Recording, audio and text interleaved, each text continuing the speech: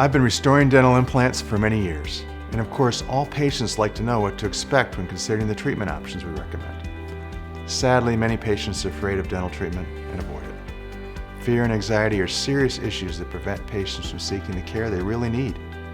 So as you can imagine, some of the most frequent questions I hear from patients on a regular basis are things like, is it going to be painful? How long will it take to recover? I'm afraid of those implants. Will I need to miss work? This is what I tell them.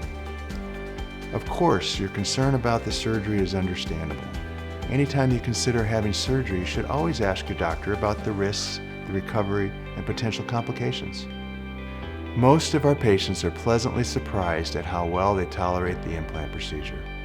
It's not unusual for patients to say they've had very little discomfort or other problems after the implants were placed. Implant procedures have a very high success rate, most 90% for 10 years.